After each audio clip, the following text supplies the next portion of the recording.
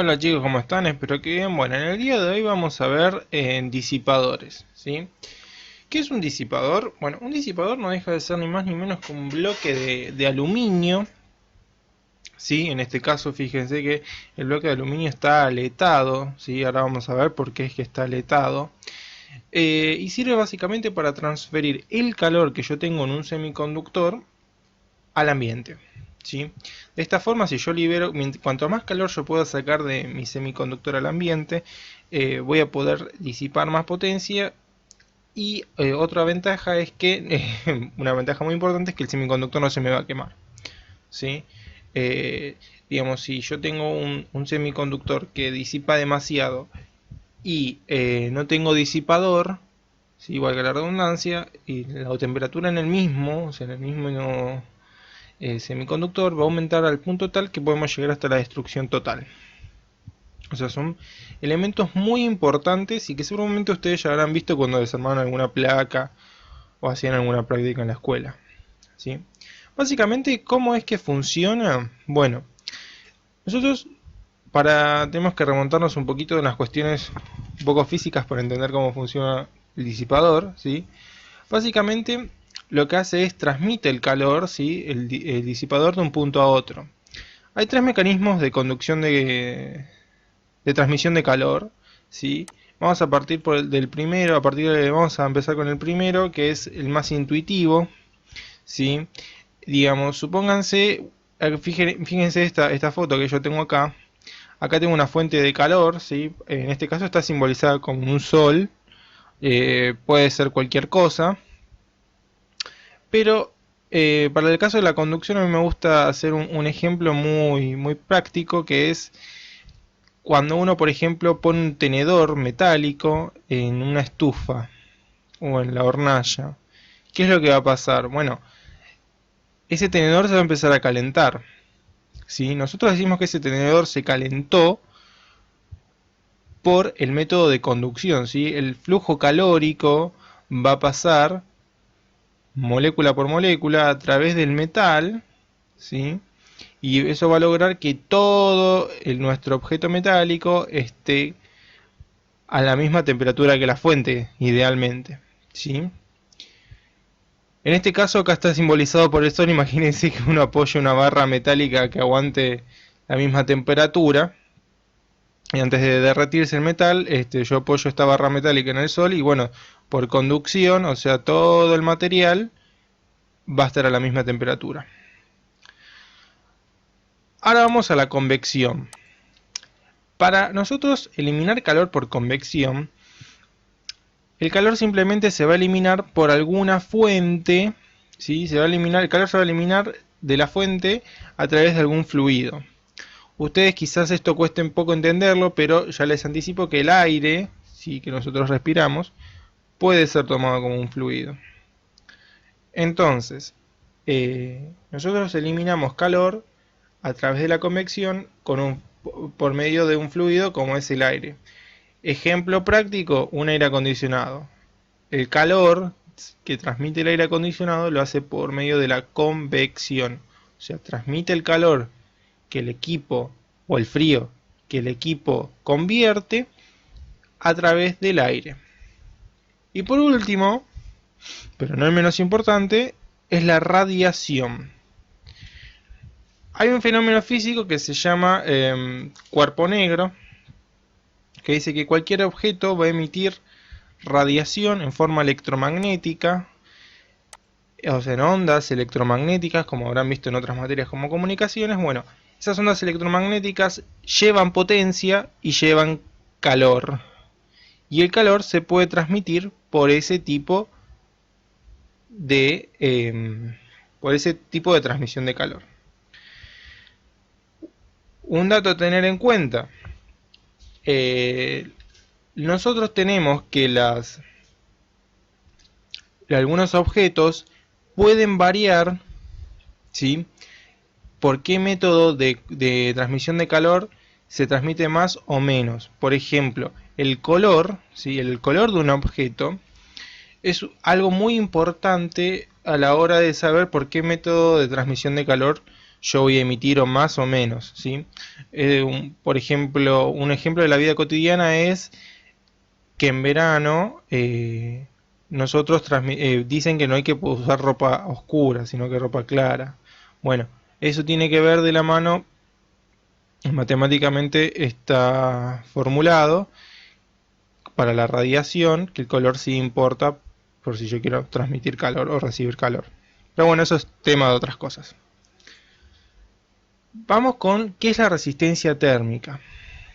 Eso es un dato muy importante, ¿sí? A la hora de hacer un cálculo y tener en cuenta un disipador, ¿sí? Imagínense que nosotros lo que hacemos es tomamos estas variables físicas, ¿sí? Y las modelamos, las representamos eléctricamente. ¿Qué es esto? Por empezar, ¿qué es la resistencia térmica? Bueno, remontémonos a la parte de electrónica y electricidad. La resistencia es la oposición del paso de la corriente. Entonces, nosotros tenemos elementos que conducen más o menos calor. Por ejemplo, no es lo mismo si yo pongo un pedazo de madera en la hornalla, no va a transmitir el calor de la misma forma que si yo pongo un tenedor de metal, por ejemplo. El tenedor de metal se va a calentar en mucho tiempo antes que un pedazo de madera. Entonces, eso nosotros podemos decir que el tenedor, que es un objeto metálico, tiene menor resistencia térmica que un pedazo de madera. Entonces, podemos decir que la resistencia térmica es la oposición al paso del flujo calórico, ¿sí? En este caso, digamos, este es el circuito, ¿sí? Modelamos eléctricamente, esto es algo que se va a ver mucho en la materia de sexto, se llama sistemas de control.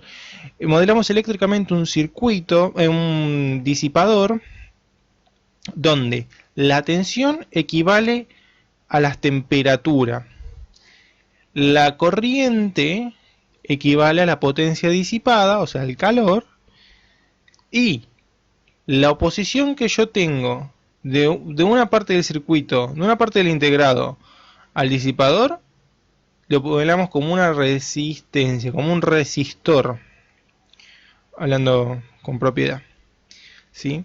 Nosotros tenemos que hay varios datos que nos van a dar el fabricante del integrado y otros que nos van a dar el fabricante del disipador. Temperatura de juntura me lo da el datasheet del integrado. Temperatura de cápsula también. Temperatura del disipador, esto me lo va a dar, perdón, resistencia de cápsula a disipador, esto me lo va a dar el fabricante del disipador. Ahora después vamos a ver un poquito un catálogo en una página oficial de una empresa. ¿Cómo es la instalación de un disipador? Bueno, esto lo habrán visto, bueno, esto está en muchos equipos, uno desarmó, inquieto y desarmó, pero bueno, lo habrán visto, es que se pone el disipador, que es un trozo de aluminio. Este es nuestro semiconductor, ¿sí? Puede ser cualquier cosa, en este caso es un TO220, se aprecia acá. Bueno, necesito un tornillo de sujeción. Ahora, ¿qué pasa? Si generalmente los semiconductores, cuando tienen esta carcasa, el TO220 particularmente tiene una chapa metálica en el fondo. Esa chapa siempre está conectada a un determinado pin. Resulta que a veces no es conveniente por un tema de costos, cuando se fabrica un equipo, no es conveniente poner un disipador por integrado, sino que podemos poner dos o tres integrados en el mismo, dos o tres semiconductores en el mismo disipador. Entonces, ¿qué se hace? ¿Qué podemos hacer? Bueno, este tornillo puede ser o de plástico, ¿sí? Para que no conduzca la corriente eléctrica, o bueno, lo podemos dejar de metal y poner un ojal de plástico para que no conduzca. La placa de mica sirve lo mismo, sirve como aislante eléctrico. Y en el medio, que acá no está dibujado, pero lleva lo que se llama grasa siliconada o pasta térmica. La pasta térmica la pueden encontrar en cualquier casa de electrónica, que sirve para disminuir la resistencia térmica. Un ejemplo práctico, que si ustedes desarman una PC, lleva siempre grasa térmica. A mí esto, cuando estamos en la clase, me gusta desarmar un par de cosas y mostrarles, pero bueno, no se puede. Esta es la instalación básica de un disipador. Bueno, ¿se acuerdan que nosotros habíamos hablado, vamos a verlo, que nosotros teníamos tres métodos de transmisión de calor, ¿no? Conducción, convección, ahora nos vamos a centrar en esto, que era la transmisión de calor a través de un fluido, ¿sí? Bueno, aire, por suerte, como vimos en la Tierra, hay mucho, está en todos lados, entonces lo que podemos hacer es beneficiarnos de esa abundancia de aire y lo que podemos hacer es poner un cooler, ¿sí? Un ventilador en, en nuestro disipador para mejorar esta convección, esta circulación de aire, para disminuir lo que se llama la resistencia térmica, como lo habíamos visto antes. Bueno, esto se llama, cuando tenemos un cooler, se llama convección forzada, y cuando no tenemos un cooler en nuestro disipador, por ejemplo en este caso, que acá no hay ningún cooler, se llama convección natural. Espero que lo hayan entendido y cualquier cosa me avisan.